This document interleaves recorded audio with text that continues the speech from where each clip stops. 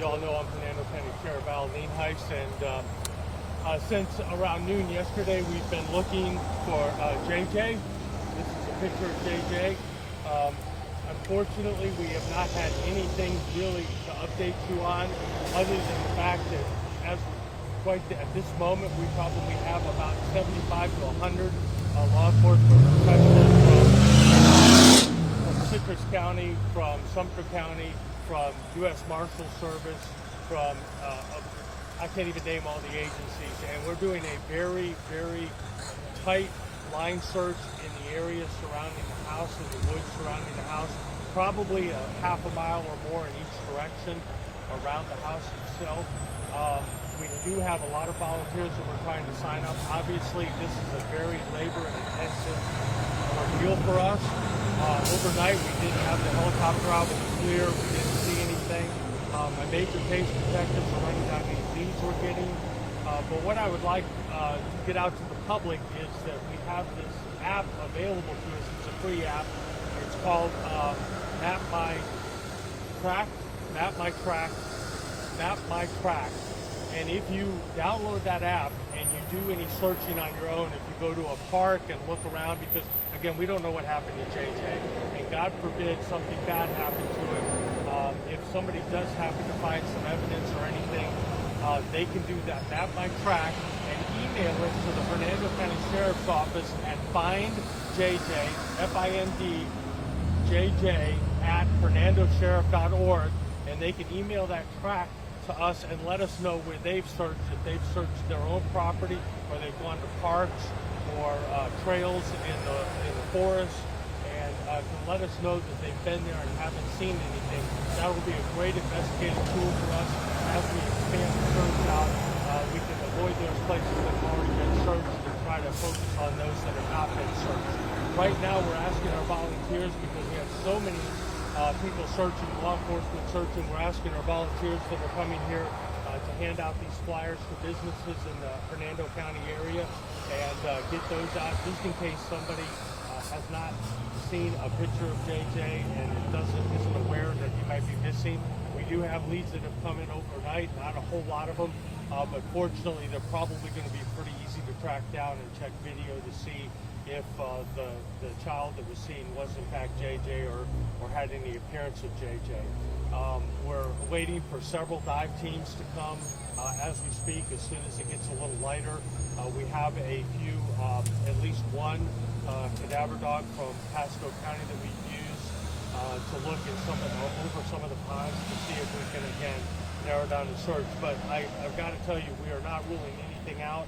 We don't have any indication as of a few minutes ago of any foul play, but of course that could change at a moment's notice, and of course if we find anything, we will update you as soon as possible. I don't think I can answer a whole lot of questions, but I'll be happy to take FTC is here, Florida Department of Corrections. Is it pretty typical that they are part of one of these searches? Yeah, Florida Department of Corrections, listen, when there's a 2-year-old missing, everybody comes out, and Florida Department of Corrections, they actually have several bloodhounds that they use for tracking escapees that work great in this situation, tracking and finding a missing child.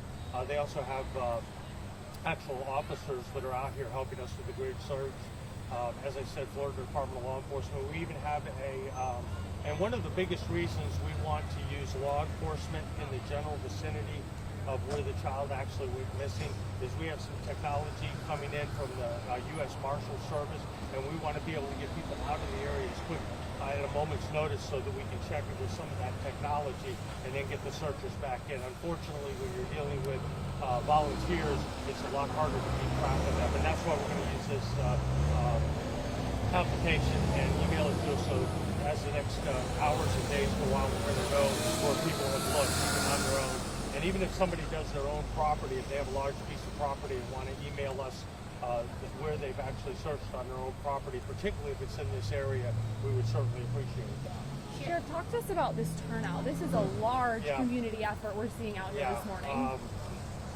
Again, when you have a 2-year-old, you can't help but think of your own child or your own grandchild or your niece or your nephew, and people want to help. And we certainly appreciate that. We don't want to discourage that, but we also don't want that help to interfere with what we're able to do. You know, with the dogs and FLIR and different type of technology. But yeah, it's heartwarming to say the least. It really is. You're asking Is there for any background evidence of the checks. Can you direction talk he about went? why you want to have background? We like to make sure, because we may send 2 or 3 people out at the same time together, and you may not know the person you're searching with, so we want to at least do a little bit of effort to make sure that if we're sending you to search with another person, the person's not wanted or doesn't have a major criminal history. Do we have an area where he may have, a path that he may have taken? No, we've been, again, the dogs have given us a little bit of indication, but it's certainly nothing that we're banking on. And unfortunately, the last time he was seen was about at least 20 minutes, and all these timetables are obviously some very changed and get more information. But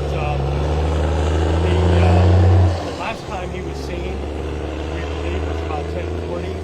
The mother discovered him missing. What she says is 11 o'clock, but didn't call us until 12 o'clock. So we're talking probably at least an hour and a half from the time he was discovered, last seen rather, until we were called. So it's given us it's a challenge, to say the least. Sheriff, what is your communication this far been like with his mom and with his family? What's that now? What has your communication been like this far with his Well, mom and they've family? been cooperative so far. Everything, we have no indication again that we have any special concerns, but again, we don't rule anything out. We certainly don't want to jump to any conclusion. We try to follow the hottest leads first, and then just keep chugging through those leads as they come in. So again, if anybody sees anything that they thought was unusual, or if they have any family member that's acting unusual, particularly somebody that might have been in this area that doesn't have their whereabouts accounted for around noon time or a little bit more than yesterday, give us a call. We'd like to come talk to them and rule them out as a suspect. Because right now, we certainly are not turning away any help we can get. Are his parents out here involved in the search at all? I'm sorry? Are his parents out here involved? The parents are staying near the command post, and we're talking to them on a very regular basis. You said this was a tough area to search in the Temple. Want to talk to us kind of about that and what it's like out there? Well, it's a rural area, a lot of fence lines, a lot of animals. There's cattle and donkey. There's a donkey real close to the house, and so that makes it a challenge to just. It's not like walking through a Veterans Park looking for somebody. It's a very difficult place to search. It's also, we find it a little difficult that JJ would have went too far because again he's less than 3 years old, and the information we have is that he was barefoot. So even if he's used to being outside, he's probably not going to go a great distance. But we're not assuming anything. All right. Thank you all. If you can get the email out, find JJ at HernandoSheriff.org and get out that app, Map My Tracks, and it should come up as the first one when you search it in your Play Store. So thank you all very much. God bless.